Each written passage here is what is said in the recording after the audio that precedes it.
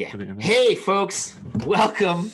There is no video for this week's Grounds After Rounds because somebody forgot to hit record on the desktop. Oops. It's a team effort. I'll take responsibility too. Yeah. Yeah. So I should have seen the red dot. Yeah, but there's still sound.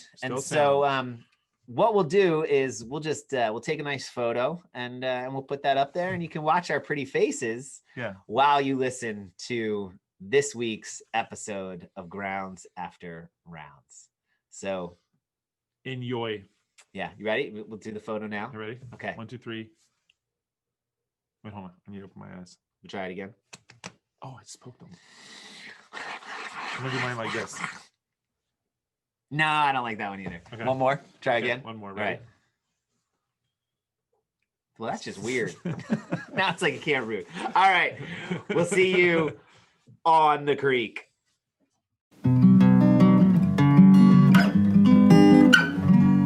3, 2, 1, go.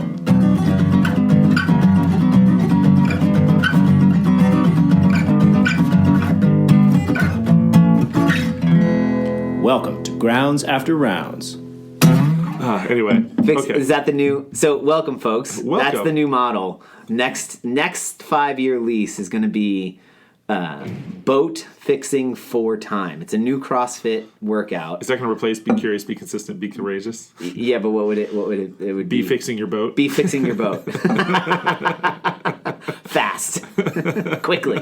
Fast is that's an adverb. Adverb, adjective, add a what? Hey, all I know is, speaking of maintenance, people are always shocked when they find out I'm not a very good electrician. Hey, it's not my fault. Like, really? What's the punchline? Oh, that was the punchline. I told you I'm not a good electrician. So speaking of shocking, here's one that might shock you. Yeah. I've tested this one on other people, and the reaction is exactly what I'm looking for. Okay. And my brother told this one at family dinner the other night. I don't know if that's part of the joke or if that's real. No. So what is what has 2 legs and bleeds? Oh God! What? Half a dog. Oh. So it was. That's just gross. What was so funny? This is for your dad's birthday or for the holidays. This is your holiday / holiday. Yeah. So Michael works at Biddy and Bowes. Yeah. And he absolutely had to have his boss and her fiance over, and which absolutely is great. Absolutely. When my mom told me that the day before, I was like, why? We already had this is already logistically becoming a little frustrating because it's dinner was going to be at this time and dinner was going to be at this time. And I'm I don't want to put all the. It's not that everyone should care about us, but it's we with Fee and Everett, we are in a much bigger time crunch than anybody else in that room. Right. It's so, and the way Hoyt family, the way male Hoyps work is... You narrowed that down to a very select few. Is we say we're going to do this thing at this time, and then all of a sudden all this other stuff goes on, and this thing that's supposed to happen at this time kind of gets pushed back to this time, and then even kind of back to this time. And it's I definitely get that from my dad. My dad's the person who's he'll be coming from Virginia and be how soon are you gonna be home? He's I'm just getting on 50, which means he's still probably about 10 miles. From 50. 10 miles from 50. He's going over the Woodrow. Going over the Woodrow Wilson Bridge. He's I'm about to get on 50. That's what he'll say. So anyway, they came over, but we met. So Megan is his boss's name from Biddy and Bowes, and so her fiance. That's confusing, right? Every time I say Megan. So anyway, they're oh, he's this is so and so, and whatever brought up dad jokes. He goes, oh, he has this great app on his phone. He gets a dad joke every day, and they're oh, tell us some dad jokes. Tell us some dad jokes, and he leads off with This is the fiance or your brother? Fiance. Okay. This is the fiance. How many tickles does it take to make an octopus laugh? I was tentacles. And he goes, and my whole family's what just happened? And he goes, all right, sorry, I got another one. I can't remember what the joke was. But you knew it. And he rattled off 3 in a row, and I was boom. Bam, it was bam. It was playing trivia, right? Friends trivia, right? And my whole family's... I have a podcast that we do this every week. But my whole family's what just happened? I was you need to get some more jokes, dude. This is old hat. You just crushed like it. you've met. They're like, I forget what his name is, Eddie or something. And then they're like, you've met your match. I was like, no, there's no match. Yeah. There's no match. So he's sweet. He's a sweet kid. He's a sweet kid. But not gonna make it. I introduced him to Dad Say Jokes. There you go. So he'll get there. Hopefully, hopefully he doesn't run into the same problem that I do sometimes when people call me self-centered. But that's enough about them. Oh man, it's funny. My parents said the world doesn't revolve around me, but I am their son. Ooh, that's a fun play on words. Right? Double entendre there. Yeah. Homonym-ish, if you will. Cool. Well, so, excellent. Here we are. So I will tell you what, little week in review. It started off, many of my class athletes, many of my class attendees, my athletes, their week started on Sunday with the talented and wonderful Coach Eric kicking the living shite out of them in the Olympic weightlifting. It was fun. Yeah. So I'm watching Joe this morning. Okay. Love you, Joe. That's much. That's why I say this. Dude was like first off, he was like 5 minutes late. He was in his car for like a good 10 minutes. Probably got the seat warmers on. Pulled in at like 5:55 and just comes like if he had a sledgehammer or like a big maul or whatever, looked like something out of like the Flintstones or like the comic BC, where he's just dragging something behind him, and he wasn't really, but just like ka-joom, ka-joom, ka-joom, just stumbling in. Yeah. And like we go through the warm up this morning, and I hear him under his breath, I just can't get moving today. And he was representative of so many other people. Yeah. And so as class was finishing, I said, I'd like to offer you all a public service announcement. And this is like the week in review. I said, we work pretty hard here on just a normal weekly basis. Like this programming with Taz and Pat Barber, warm up and workout, folks, is no joke. It is 60 minutes, folks. Like, start to finish. I'm starting at like 2 or 3 after, and I'm already like, oh God, I gave up 2 to 3 minutes. And that's not because it's cold. No, like we got stuff to do, which I love. And Yeah. it's not like too much stuff. It's usually singular focus. There's a very deliberate, focus. It's not the same as effort. having like, here's your weightlifting, here's your skill, here's your there's very deliberate. It's just Taz has done an amazing job of carving out very specific things. And right now we're in open prep, so like I know I wanted to get to the finisher. I've added a pull-up finisher at the end, like instead of the mobility that they had. Mm-hmm. And so like all this stuff. And so I was like, this is 60 minutes of work. And as a public service announcement, I'm going to offer to you that if you're doing more than 3 days in a row, you are doing too much. Yeah. If today is your 4th day because you weightlifted on Sunday, came Monday, Tuesday, Wednesday, and today is Wednesday, and you're starting to feel like, oh, I will tell you, you are on the precipice of overtraining because weightlifting is so neurologically taxing. Mm-hmm. And I was like, what is it, like 60 minutes? And they all chimed up because I had the Rickers there and Marito's there. And right, so your whole cast of characters was there. And they're like, oh no, it's 90 minutes. 90 and I minutes. go, that's even worse. Better. It's better. It's awesome. It's awesome. It's awesome. Worse, program. and if you're not taking a day somewhere, right? I would say if it was 60 minutes, you owe yourself at least an extra rest day in the coming week. Mm-hmm. Because it's 90 minutes. Easily, you owe an extra 2 rest days in the coming week. And so, if you worked out Sunday with you need to take either Monday or Tuesday off. Like, you cannot then do 3 days in a row because that 90-minute session is like 2 days boiled down and distilled into one. And if I'm thinking of Saturday, I think Joe was there Saturday. I think Mary. Yeah, so Mary was there. A couple people were there. Friday, Saturday, Sunday, Monday. Took Tuesday off, and he was back today. So he did 4 days in a row, took a day off, and that's why he came in today feeling like somebody hit him with a freaking Mack truck. Yeah. And he recognized it, and it was a great conversation. But all that to be said of Week in Review, like, this is no joke. Like, we are throwing some really potent stuff at people. If they're deciding that they want to go for a long run on Friday or whatever, talk to us. Like, say, like, hey, I'll give you another example. Somebody's doing, one of the morning crew is doing a whole 30, was feeling like some major energy deficiency. We've been texting back and forth, right? And it's not even like I'm giving nutrition advice. Read the book. Like, you don't need... You need everything you need. Everything you need is in there. Melissa has laid it all out. Melissa Urban, simple. she's got it wired. It's simple. The information they give you is simple. Doing it is not so simple. And so it's been very... That's like the textbook of, we are your coaches to make sure the hour you spend with us, and again, I did this on the Nerding Out, is the best hour of your day. Hash brown, not ours. Have you seen Cobra Kai? No, I haven't watched it yet. Oh my God, it's so funny. I tried to get Meg to watch it last night. We'll just do Friends. You'll get it when they get to that part. Okay. But throw a hash brown on that, and you'll be good to go. If you're doing something outside of the gym that is making the hour that you're here not as effective, that's worth having a conversation with us, because you can say like, well, no, don't do that. Like, no. Take the weight off that bar. No, you don't have to go that hard. Like, this should be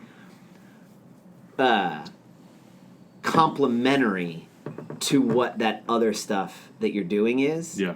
Unless you want that other stuff to be complementary to what you're doing here. Yeah. Right? And that's the thing.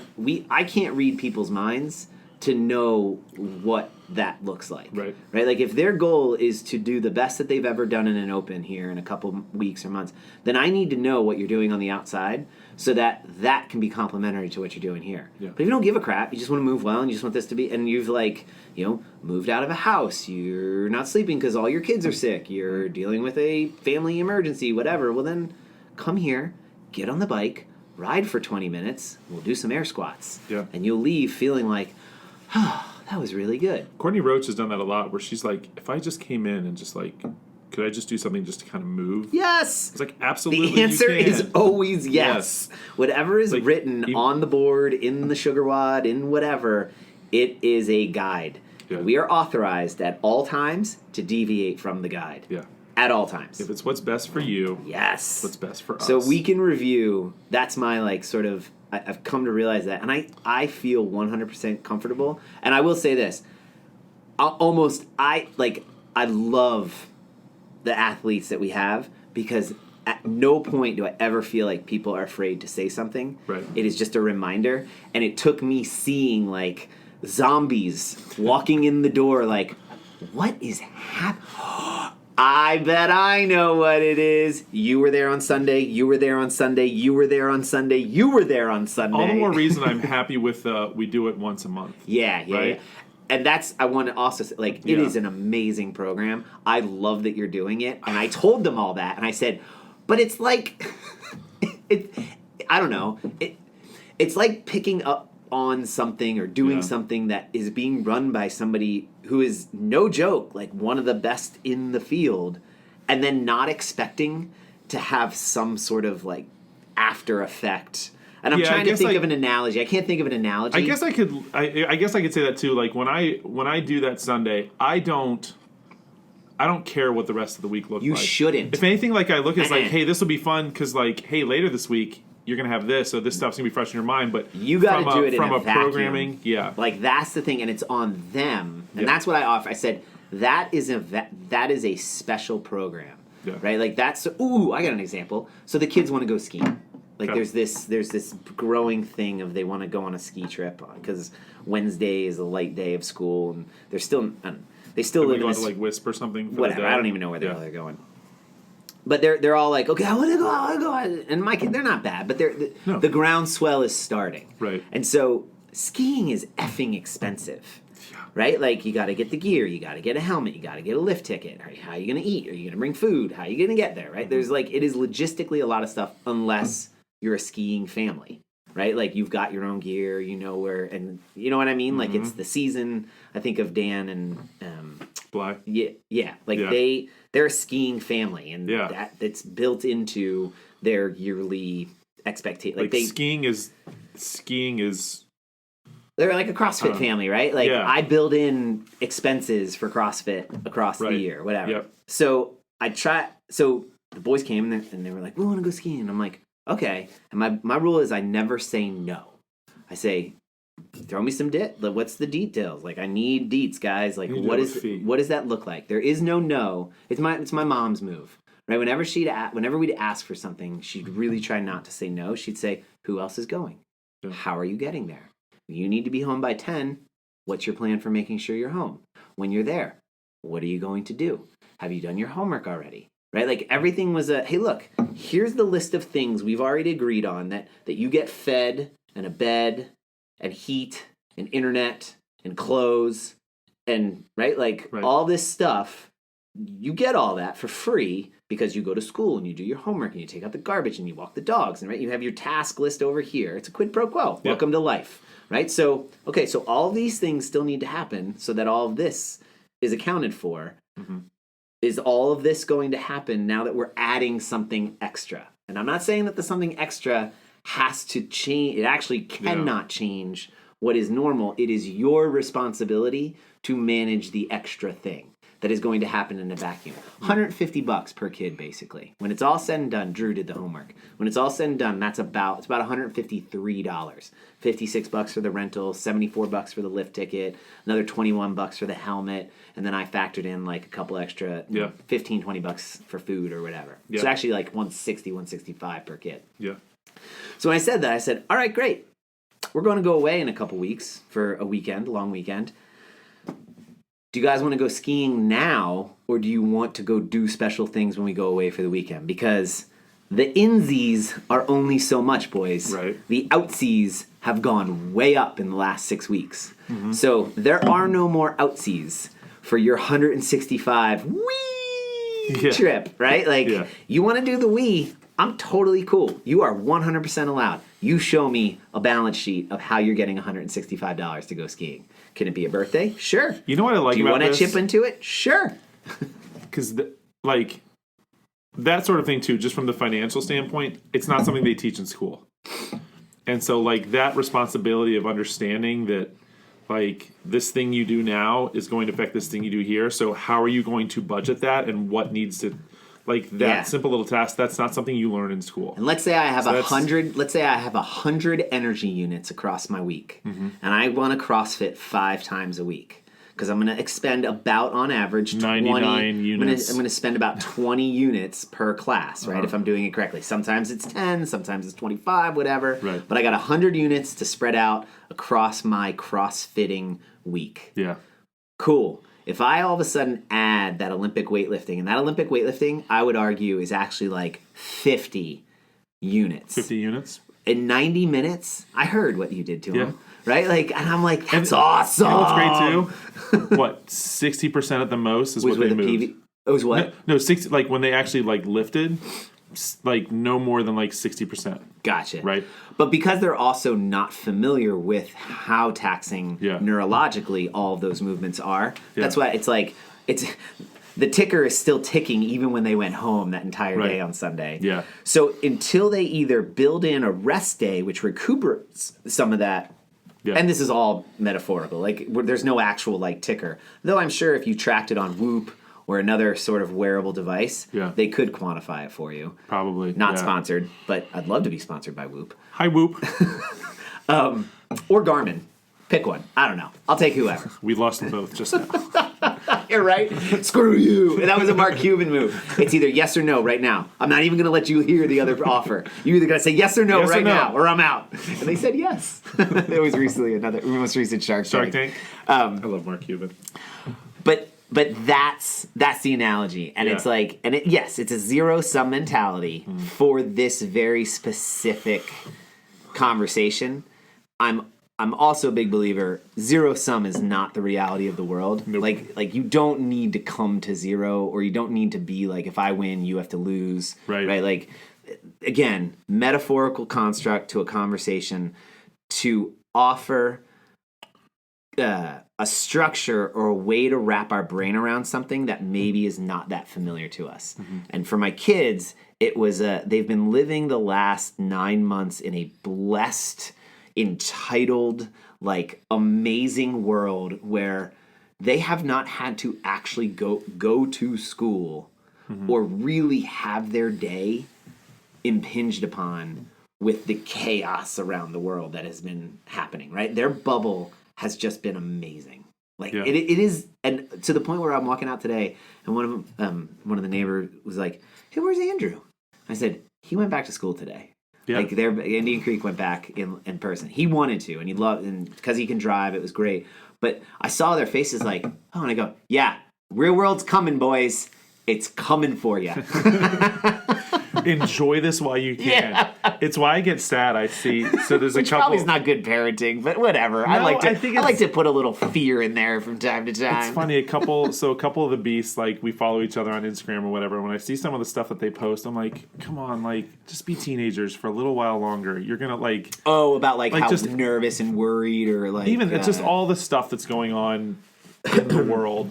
Like it's like it's because they're I heard this term recently, natively digital. Yeah. So there's kids no escape from it. Kids have always thought those things. They often didn't have a form to express it, and for the rest of us to see it, or they weren't exposed to such volume of those types of experiences. It was just their own little like swim team or their baseball team or whatever sport or their little group that they did, and so like they would hash it out amongst them. Now their little pod or their little group is 1 billion people. Yep. On the medium that they're able to get on. That's probably not that great. That's that movie on Netflix about social media, right? Mary's told me all about that. It was decent. Yeah. It was good. I didn't like the fictionalized narrative thing. I thought that was a little overdone.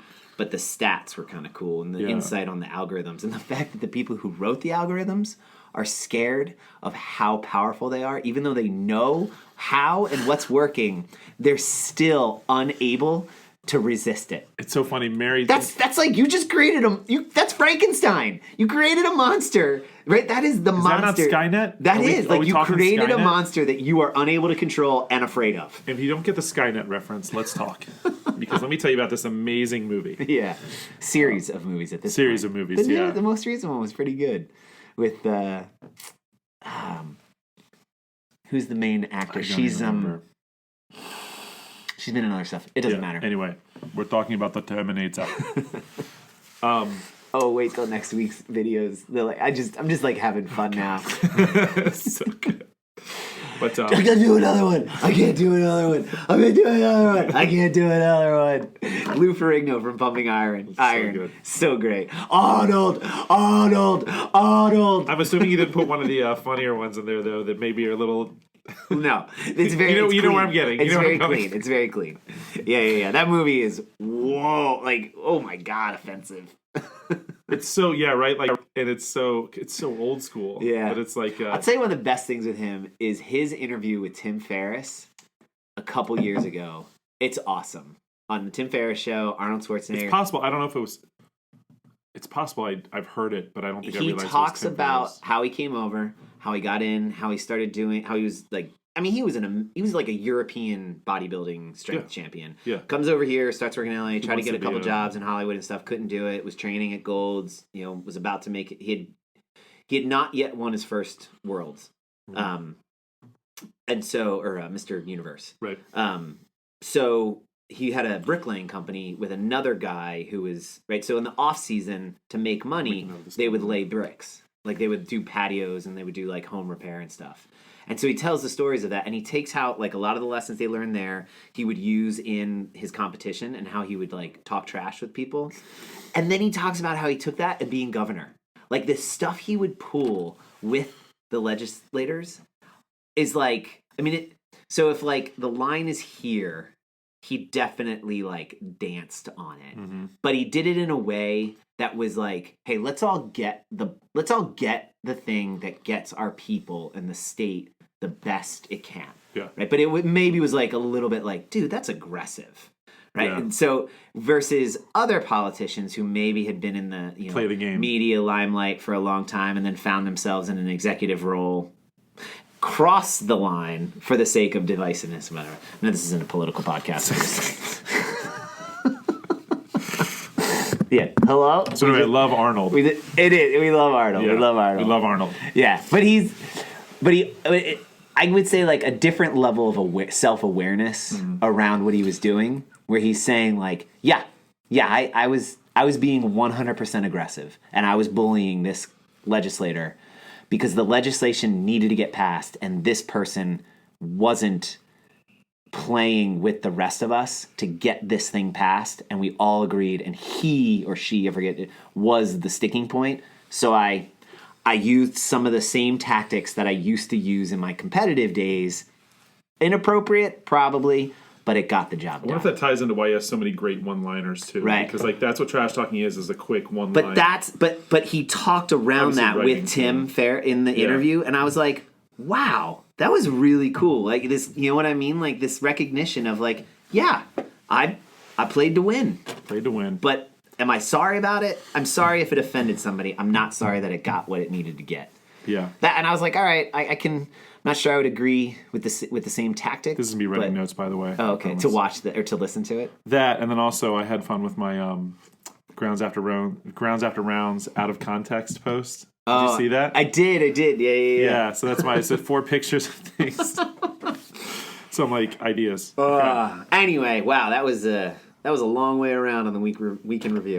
Yeah, but I think it's good. But I think it's we now know plans. So the next one's going to be Sunday, the 31st. So Sunday, December 31st. January 31st. What did I say? December. January 31st. So like, and there's actually only one spot left. Is that just because you can't fit it in February? Because I know you said you were going to try and do them once. So I like to do it. So I like to do it the first, and we haven't talked about this yet, but I might go away that weekend, the first weekend of February. Okay. But it's that actually works out well, and we'll talk schedule. After, quickly after this. Yeah. Anyway, it's no big deal. But it's I can either do it January 31st or I can do it like February 15th. Gotcha. And I'd rather do it the 31st because that gives it almost a full. Because this one was relatively early. It gives almost a full month turnaround for the next one, with February being a short month. Good point. So that's a good catch. I like that date, and no one seemed to have any. The group that came. Dude, if you ran it every weekend, I bet you're going to get 5 to 6 people. I'm telling you, if people are like 4 to 6, you're going to get 4 to 6 people every. 46 people. The gym's not that big. I only won 6 a class.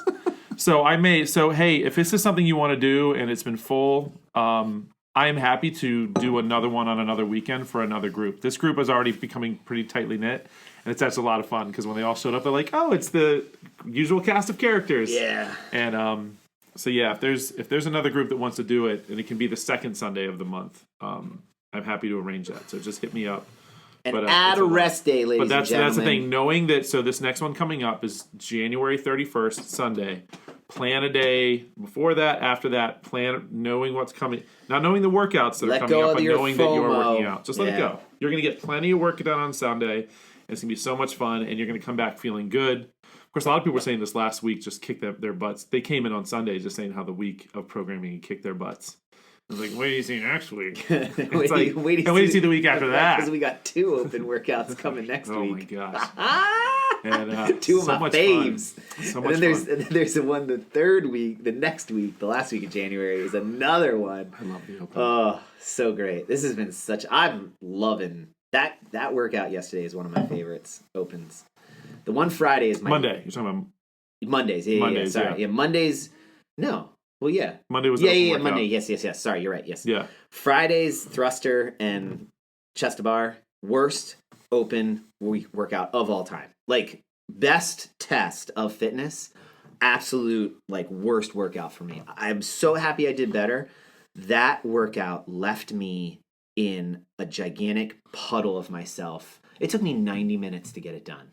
From like warm up, stall, delay. Let's say how much of that was stalling? Oh my god, the workout itself was under 15 minutes. Yeah, but it took me 90 minutes from the second I walked in. 90 started my little tracker thing. Yeah. Till like I peeled myself off of my stairs in the garage and like walked into the house, and I was a train wreck the rest of the day. Just a zombie, just like staring into space, and I'm like, how is this beneficial to my fitness? This is ridiculous. And I'm like, I think some people asked that about yesterday's workout. So, you mean Mondays? Now I'm talking about yesterday's. Double unders. Oh, that one, actually, our experience was totally different, I think, in the morning. Not that it didn't get you better at these things, because those are 2 movements that people want to work on, and now you're working on them under fatigue.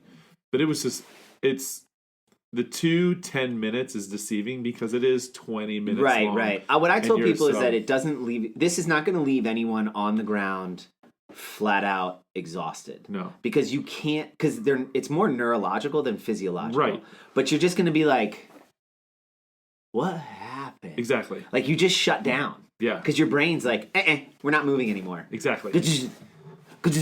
Like, I can't jump anymore. Yeah, exactly. And that's where, like, that was just, it was like people, they were like frustrated, but it was just like, ugh. Like, like watching people in the last round, like, start tripping on double unders and want to set their ropes on fire. Yes. Right? That's exactly what that was supposed to do. Or, like, all of a sudden, like, why can't I lift my legs past my hips? Yes. And so it was so good, like, neurologically.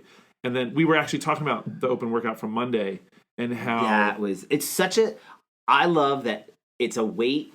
It should be a weight and it should be movements. The first part, you just keep moving. It's just a grind and it hurts and it's like what was the at-home workouts where there's no reason to ever stop except you just say, I don't want to feel this way anymore. And with it, I love it because I forget what the conversation was, but it was I think it was Courtney asked me, and this is actually a good question because I think people that haven't done the open before are not sure. She's like, how do I sign up? Like, how do I know which division to sign up for? You don't sign up for a division. Great question. It's actually a really great question. You don't sign up for a division. You just sign up to the open, and then you decide what version you're going to do of the workout that week. So, for example, the workout that was Monday, 18.5, everyone in the gym could have done that one RX. Yes. The way it was written. Because the dumbbell weight, like, it's supposed to be a medium-ish weight because now you have the two dumbbells. But most people, the RX and scaled weights could do that. Now, it will take them longer than other people. But because of the way the time's set up, you could do that workout RX. And then the clean, everyone can do a clean. Right. It's just it doesn't matter the weight. And the question becomes, everybody could do that RX.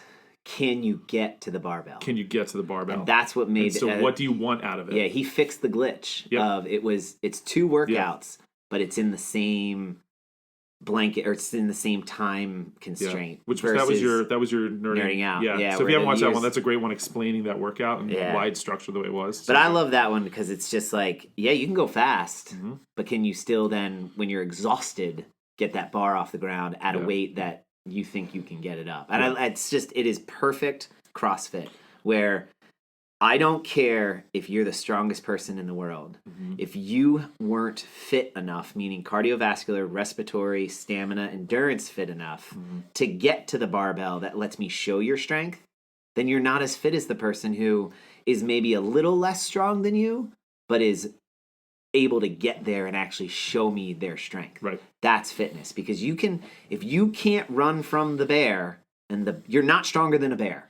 And if we're in the field, if we're in the jungle, we're whatever, right? Like I'm totally mixing, right? There's bears in the jungle, right? If I can't run from the thing that is chasing me and get to the person who's trapped by the log and then lift the log up, then I'm of no use. And then vice versa. I might be the fastest person, but if I get there and I can't lift the log off the person, then I'm of no use. I want the person who can do both. You're fast enough to make it. If I'm the person on the log, I definitely want the person that can do both. Right? But that's functional fitness. And that's what made that workout is a beautiful test to take something that is a little dark and like, well, whoa, dude, simmer down. We're just working out. I know. Right? Very true. But I'm in the gym and I'm in a laboratory that can test those things and see like, okay, let's change it to you're running around all day chasing your kids, your grandkids. Can I use an example? It's actually off. Now Megan actually has not done CrossFit in a while. And Meg's pretty strong. But I think it was like one of the first days I came back down here after taking time off when Everett was born. And Fee ran out of the house and ran up the street, and I'm pretty sure Meg was like, maybe she had a robe on, I don't know. But she had to run outside, like, carrying Everett and had to chase down Fee and grab her. And basically had to, like, pick Fee up to carry her back home. She's not small anymore. No. Right? What is she, probably 45, 50 pounds, 60 pounds? She's around the 40s for sure. Okay. Around the 40s for sure. That's a pretty good hunk. I mean, she's also so tall. That's a big and it's not a static sandbag weight. No. Right? She's kicking, moving. She's like, right? No, it's a dynamic 40 pounds. Yeah, she's probably not trying to hold on to help you out. Right. And Meg has Fee. So it's like that, it's that. And so now it's that, like, can you chase down one kid and grab them while holding the other kid? Like, that's a real life situation in our world. Yep. And so that's exactly what I mean. And that's what I think that workout, just from a training stimulus, best emulates versus that damn thruster chest to bar, which that's just stupid.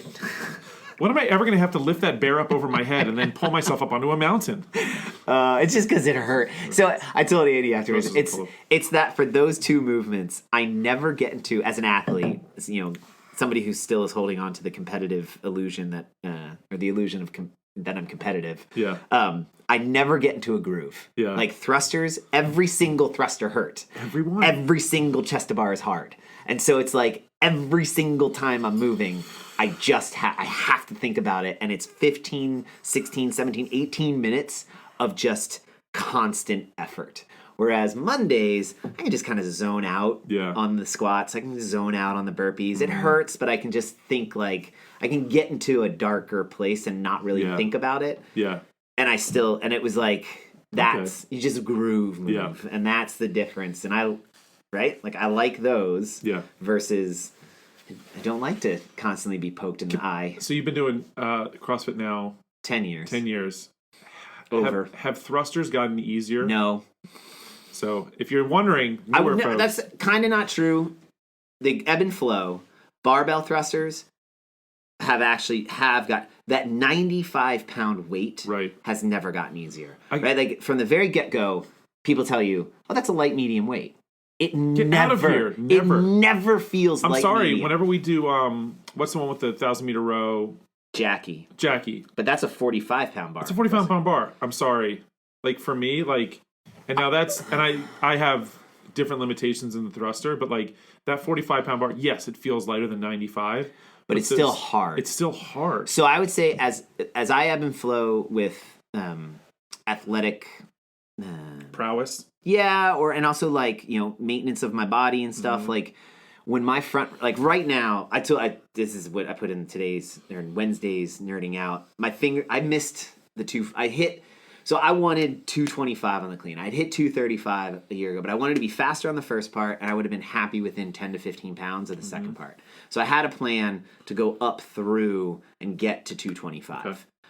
I hit 205. It felt okay. I put 220 on the bar. It felt pretty good. Yeah. And I was like, I went for 240. So I put 240 on there, and I said to myself, I don't care what happens, come hell or high water, you are standing. If I get under this bar, I'm standing it up. Yep. So I get under the bar, and I was like, whoa! And it slipped out of my hand into the crook of my elbow.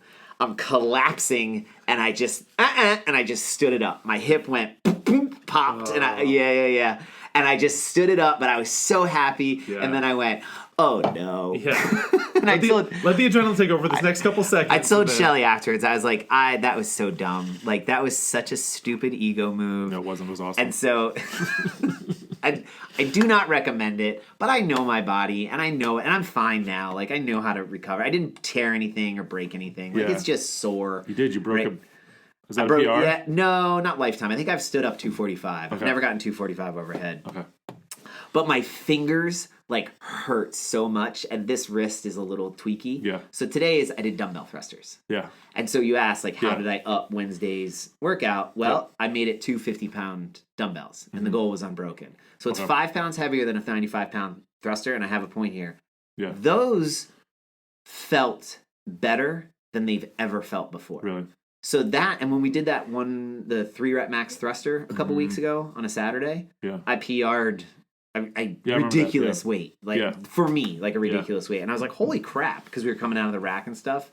So there are elements of the thruster that keep improving. I think you can argue that a 50-pound dump, I think 50 pounds is it's 5 pounds heavier, but it's a much different. And I would say it's harder than a barbell for most people because it's you're bilateral and you got to figure out. And if you're strong on one side or the other, you don't get that. You're kind of overcompensation on the one side. That 95-pound bar thruster, we come back to my final saying, has never gotten easier. Never. And it's and I just don't know what it is, except you have to do what Austin Malleolo said you do. You got to do thrusters at least 2 to 3 times a week in all their various forms. Light, heavy, medium, dumbbell, wall ball, barbell. Get on that, Jack. Every day. I got to add that to my handstand push-ups, add that to my pull-ups, add that to my double unders, add that to my chest to bars, add that to my muscle-ups. At the end of the day, Eric, what the hell do you want me to do? I want you to come in one day and be like, hey, thrusters got easier. 95-pound thrusters got easier.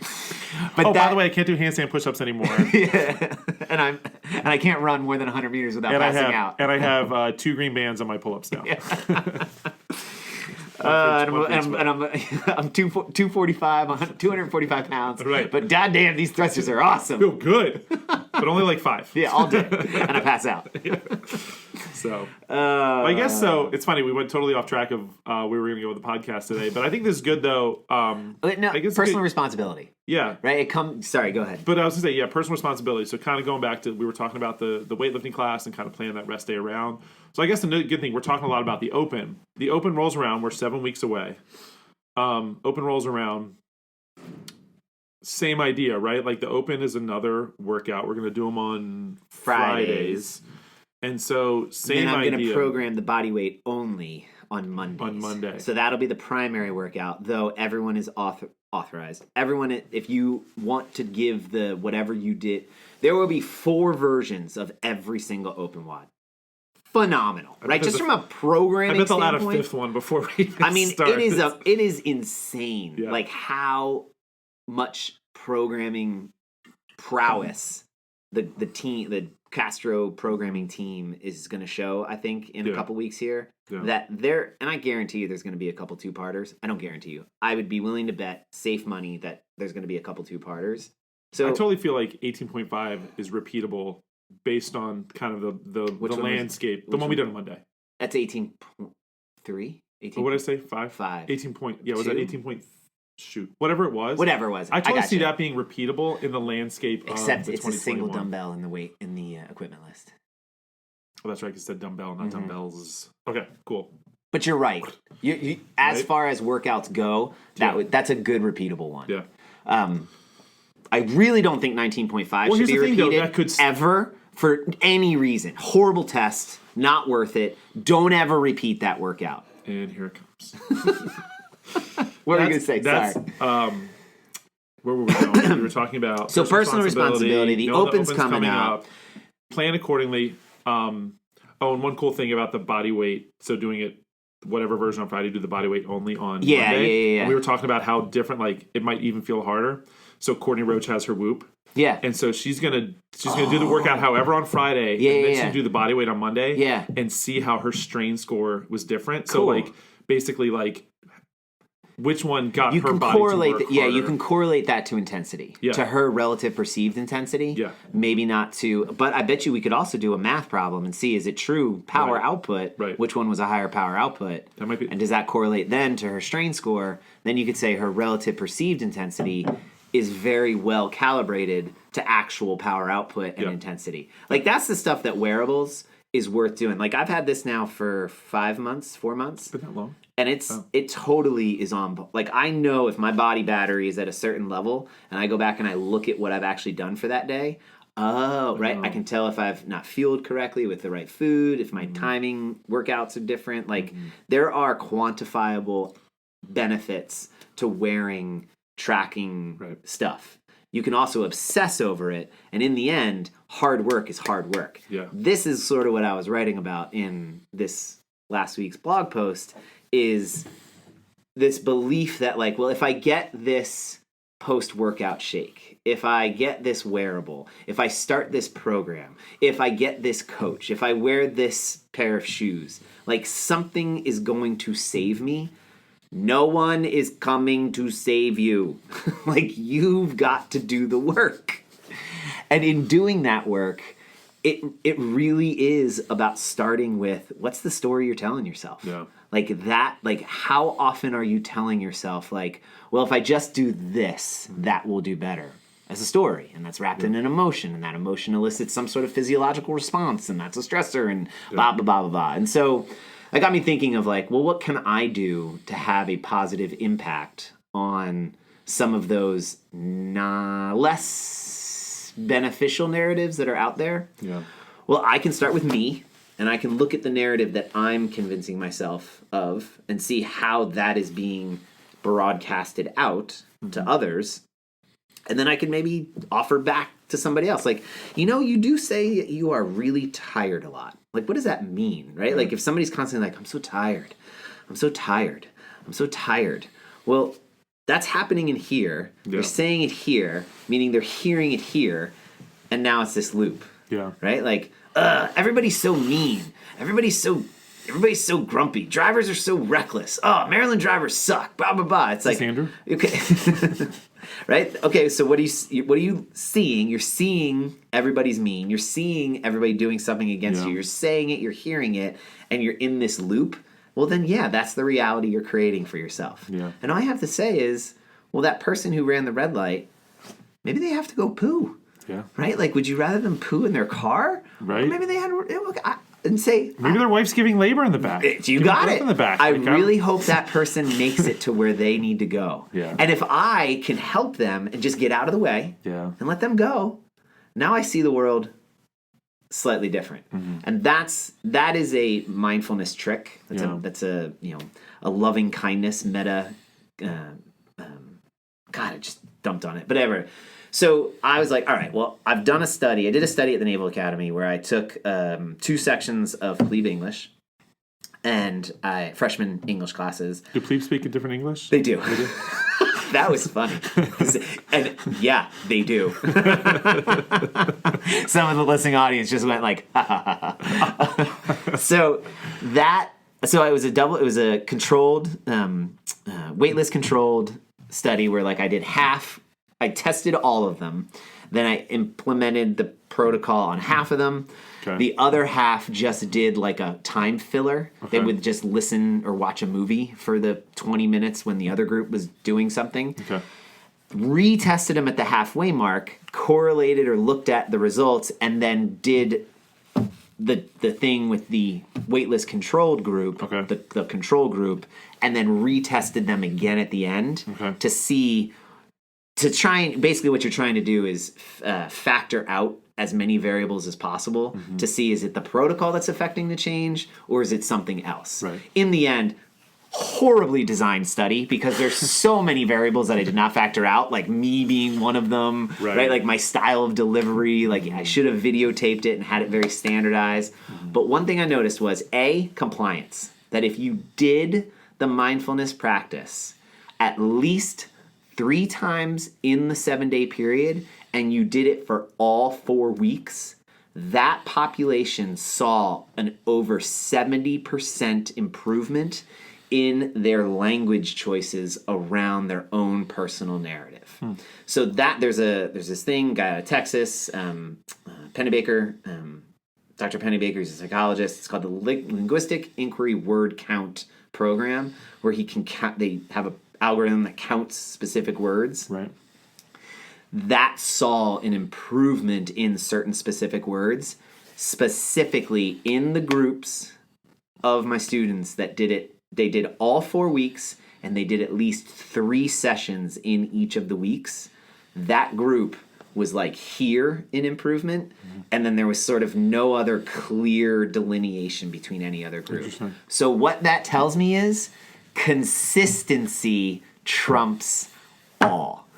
Whether my study, whether the protocol, whether this specific mindfulness technique over another specific mindfulness technique, does not matter. If it's the 70% solution and you do it 100% of the time, you will get better results than 100% solution that you do 10% of the time. Yeah. Consistency trumps everything. And all it does is it offers somebody an opportunity to create an awareness around what the hell are you telling yourself? What's happening in here? Put all the Buddhism aside, put all the religion aside, put anything else aside this is a non-secular, meaning non-religious based mindfulness technique. Pay attention to your breath, listen to what you're telling yourself, see how that shifts or changes your narrative around it, and then see if it impacts beneficially the rest of what's happening around you. The metaphor I've heard is like, this is the fire. like this is the fire of like my kids walk in and they start talking and they like to show a sense of entitlement or whatever, and I am like, it triggers me like instant rage, and I want to just jump in and be like, motherfucker, and come down from the top rope and just like, too much, right? That's the fire. What a deliberate and consistent mindfulness project or practice offers is this little ring of space around the fire where I get to hang out here and I can go, oh, there's the fire and I can feel the heat, but I can take a breath and I can take another breath and it tamps down a little bit. And I recognize like, oh, well, they're not being, I'm just telling myself that that's entitlement, that's whatever. And I can say, and I can have enough time to think of a question and say, well, what does that ski trip entail? Yeah. What do you want to do? Rather than, no, you're not going skiing. Are you kidding me? Yeah. Right? It helps me not immediately bite off the other person's head, and I'm less of an asshole. Yeah. And that's really what it facilitates. And then it shows up in workouts. It shows up in other stuff. And so this Thursday night, that already happened. So last night, non-scientific, I am not an expert at this stuff. Like I play it, I love it. I'm a student of it, but by no means am I a like certified professional in any way. Yeah. We're going to meet for an hour and I'm going to offer some of this same stuff. 7:30. 7:30. The Zoom channel is linked on in SugarWOD. Click on it. You show up. If it takes an hour, it takes an hour. And then there'll be a link to a daily practice. Or you can do your own practice. Like if you already have one, you use Headspace or Calm or 10% Happier or there's a million out there. There's hundreds of them. Or just sit and breathe for 10 minutes. Yeah. You can use your watch if it has that functionality. Yeah. And then just log on the Google form. And why you're going to log on the Google form, what that offers is if you want to see a consistency, right? Like that sense. And I'm thinking of putting it somehow in SugarWOD, but I don't. Why I want to get away from putting it on SugarWOD is I don't want people to feel like everybody's seeing their compliance or their consistency. So there's a sense of privacy that you don't have to put your name on, but if you want any sort of feedback from me, I can't feedback on anonymous. Right. But I'll take that and I'm going to look at it and I'm going to see like, well, there were 19 people who did all 4 weeks and I reached out to those that I could and I asked them, how did this open go for you? And right now I have some data to say like, yeah, this is how it worked. This is where it stuck. This is what didn't stick. Yeah. And in the end, if that helps one other person, it's helping me because I'm back into doing my own practice, once a day, twice a day. But if I help one other person, then I didn't save them. They saved themselves. Mm-hmm. And that comes back to that personal responsibility. Yeah. That's where that thing is. Yeah. You're the Disney hero. Or the Disney mentor. The mentor, right? Disney mentor. I'm the right. Yeah. I wish. In the end, like those mentors always die. Which, hey, newsflash, spoiler alert, this all ends when we for all of us. Yeah. The ending is the same. Yes. In case you were wondering, like, none of us are going to live forever. Nope. So if you're like, oh, whatever. No, that just got really dark. Especially to all the teenagers that are listening. Yeah. All you invincible teenagers. It ends the same for all of us. So the question really is, are you paying attention to now? Right now. Are you making this the best version that it can be for you? Right now. And that often happens with pay attention to the stuff that's good. Yeah. Gratitudes. Yeah. Not even be happy. That feels like a cliche platitude. We were kind of honestly. We were kind of talking about when we were discussing Disney movies and stuff before this. Yeah. And it's like, are you looking to be entertained or are you looking for something to bother you? And yes. So it's great the same job. thing. Like, yeah. Like if you whatever you're looking for, you will find it. I think there's a lot of people of that, right now. that are only entertained. I said this. I think they're only entertained when they're pissed off. Yeah. They're looking for something to be angry about. And all right. It's funny. It's that just hang out with me for 5 minutes. I gave you lots of stuff to be angry about. Right? And sometimes I wonder, is that like a deeper thing? Like, do you feel like something's missing or something there's an emptiness. This is getting deep, but emptiness. But like that anger just makes you feel something. You know what I mean? I do. It's also it's like, how it we're could be- hardwired. Yeah. Right. That comes back to this evolutionary psychology that we pay attention 3 to 7 times more to things that piss us off, make us angry, scare us, give us a sense of like. Right. It's much more potent because that's the thing that kept us alive. Yeah.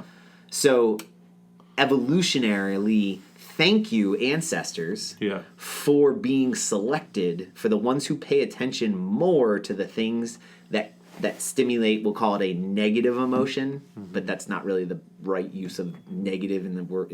In behavioral psychology, negative is the absence of anything. Right. But it is negative emotions are anywhere, and there's debate here, 3 to 7 times more powerful than a positive emotion. So you need to 3 to 1 for every emotion that you have. I need 3. Exactly.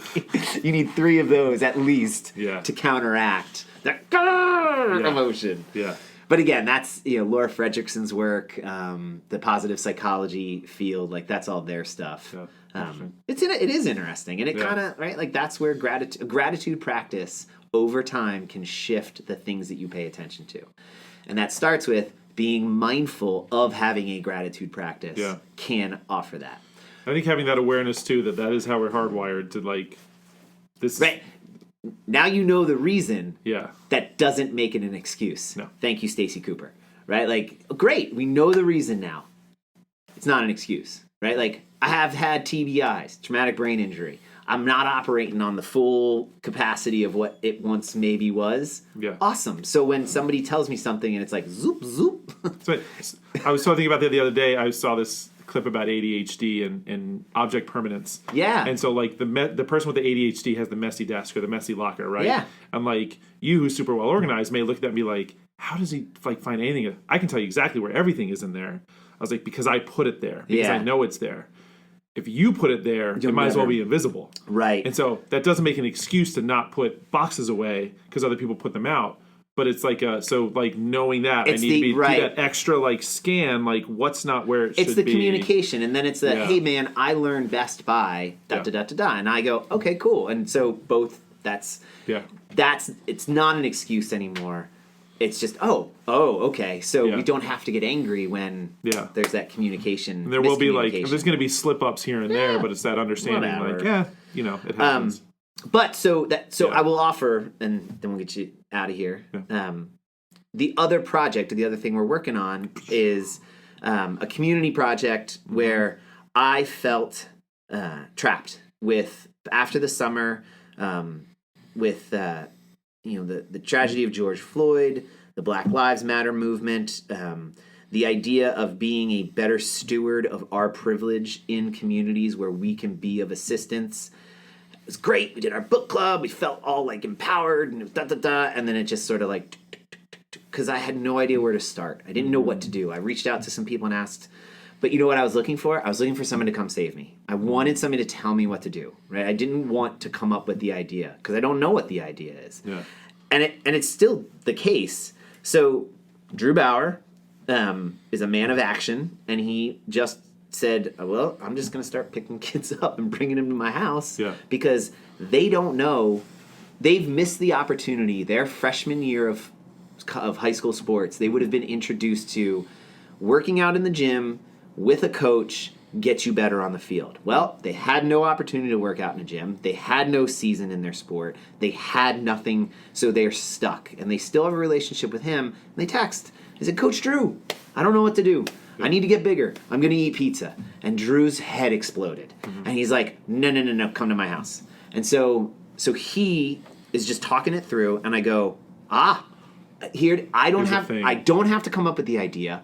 I don't have the time or the bandwidth to do what he's doing, but I can program very doable, very universal WODs that will get them moving, workouts that will get them moving well at some point.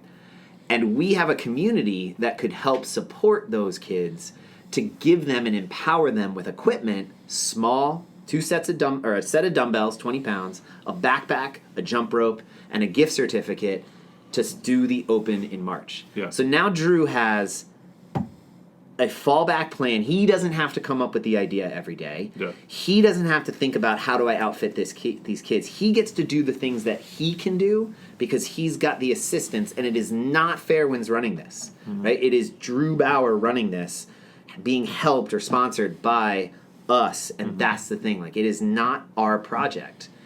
That was my biggest fear, is that we go out in the community and said, we can save you with CrossFit. Yeah. It's not true. Like, in the end, like, these kids need to figure out how to make something that we know is beneficial work and look like it does in their real world. And so that's what this initiative is trying to do. And Drew, who I love, had like step 14 and 15 already figured out. Yeah. He had step 1 figured out. Pick the kids up and bring them to my house. Yeah. I couldn't get there. I can't get to step 14 and 15. He's already there. He didn't know how to fill in the holes in the middle. Yeah. I can fill some holes in the middle. And so that's where we're at. And I'll tell you, update, we've already got all the first 3 packages with enough. People have bought enough parts and some fully sponsored. We got enough to buy the 3. I'm already moving out, getting the 3 bags. That's what, and I like about this too, like there's, we're no savior. We're just providing this thing. There still has to be buy-in from the athletes and you still got to show up. Yep. And you still got to do work. And they're doing it the way I got videos. He keeps sending me. I got videos of them doing it the way they know how to do it. Cool. They're goofy sometimes. Yeah. One of them's like super serious, which is hilarious. Yeah. One of them's super goofy, and it's right. Yeah. You know, Reggie's just like Reggie, right? Yeah. He's just being the way he is, and it's awesome. And that's the same thing like that we try to get in here, like just be you. Yes. And like some people take this way more seriously than other people, and you get out of it what you put into it, and that's not, and like the goofier person's not getting less out of it than the more serious person. They're getting what they need out of it. And what makes Drew so talented at it is he knows, I'd say he's more like you in this scenario where he knows how to reach his audience because he knew what was important. To get them a video or a final shot of the weight overhead. Oh, yeah. It's a girlfriend shot. Yeah, totally. Right? And when he's dropping, hey, Coach Drew, can I get that pic? Make sure you send me that video. Let me get that video. Like, I'm just like, dude, that's such a... I would have already been so angry at all of them because, like, we got off schedule and, like, you know what I mean? Yeah. I would have been so wrapped up in the wrong stuff that is the moment that the right person is in the right position, and we can offer the support to make sure that right person can do this thing that can actually be of use in a positive way. And that's it. And so that's the other thing that we started, and we'll keep it going. And I told Drew when he's got 8 kids in his driveway, then it's time to start talking about something else and what that looks like. But he already had like 25 kids, corporate sponsored, right, with a national following. Right. He's got Elon Musk, right? Like they all have their own Teslas. All the kids get their own Teslas. And it all makes sense. I mean, it's totally doable. But I was like, do you have any dumbbells for him? Yeah, I got a 40. Just need a dumbbell. Yeah, it's cool. Just start, folks. Just start. Well, can I lead into gratitudes? Definitely. Because I'm gonna throw Drew Bauer. So for that, I think we can say, yeah, great, Drew, awesome. My gratitude is from him. He sent me a text last night, and he said I could share this. That's awesome. And so this was the text chain. Hey, Dad. Yes, Aaron. Is there a weightlifting team I can join? Aaron, isn't that CrossFit? Well, yeah, it is, but I really like the weightlifting. Why is that, Aaron? Because it makes me feel strong, Dad. And he sent me that last night. Now here's the weekly Eric, like, oh my God, I can't keep it together anymore. And it just made me so happy because she came. They did 7 sets of 3 clean and jerks, power clean and jerks yesterday with Beast. And she's such a good lifter. Like she moves so well. And she gets through the bar fast. She's really strong overhead. And I was using her to like, hey, so watch Aaron's elbows come through. Watch where she catches that bar. Like that's how you're gonna get more. Receives the bar. Sure. No, isn't that, remember on the open how Mike Bergner, what did he say? Catch or receive? Which one? Sorry. Everyone says something different. So like, because I think he got says all receive. over, he got all over those guys. He says receives. Enderton says catch. I've heard like Chad Vaughn use both. Yeah. I think so. Everyone's I use them both. I was just right. Like it's such like a. Who the hell cares? Get under the bar. And I like that, but I like the term receive because catching the bar makes it sound like it's coming to you. Receiving it as you should be meeting it. Yeah. And so I do that's like the word Bergner's receive. defense of the receive. And that's what it should be. If you're catching it, it's crashing into the ground. We always say catch, right? Because it feels. Anyway, I totally derailed. But it was just like. Sorry. But it was just cool because Aaron, it's another reason like I love CrossFit. I love the Beast. It's like weightlifting makes her feel strong. She's lifting weights. There's boys in the class too, and it's this thing like, it's not about boys being stronger than girls. It's not about girls being able to do this better than boys. It's hey, we're all like, and it's that whole like iron don't lie. Like it doesn't matter. Yeah. Like just do it. And so, but hearing Aaron, just that it made me feel strong. Like just so, I don't know. Like when Fiona comes up to me that one day and says that, well, Fiona says she's strong all the time. She's like, Daddy, I'm strong. She is strong. She I saw the pull up where she was pulling you up, right? Yeah, that's on the line today. That's what it was, yeah.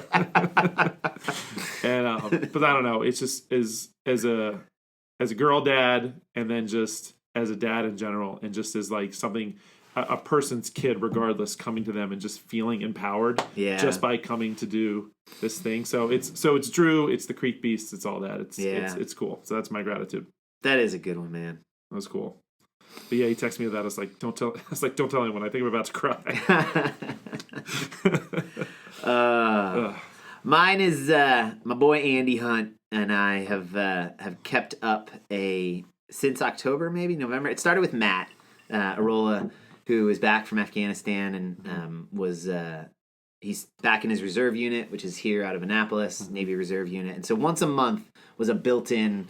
He has to come here anyway, so he'd come early in the morning and we'd work out on Saturday, and I roped Andy into it. Yeah. Matt's had a couple. He's missed one or two just because he was traveling and he's still out in Chicago. But Andy and I have kept it up, and we've actually even added a couple extra Saturdays here and there, and it reminds me of. He has reminded me of how important it is to, even if it's just once a month. Once every 2 months, 3 months, to like the consistency of just get together. Yeah. He and I used to work out 3 to 4 times a week together.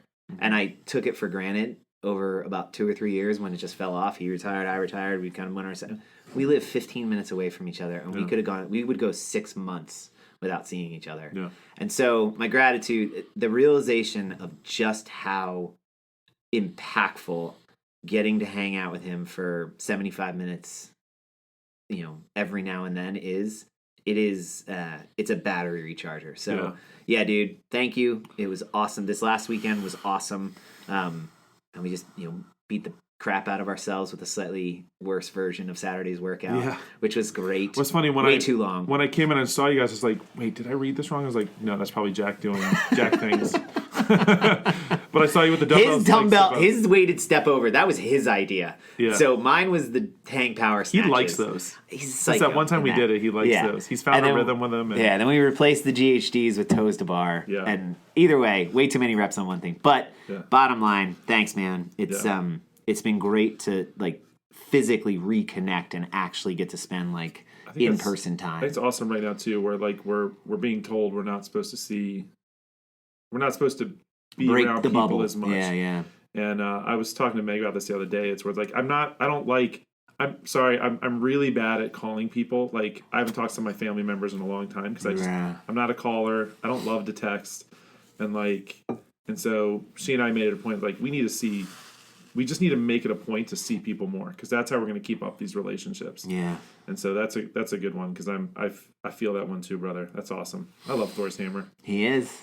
That's the man. I get so excited to see him. He's just so.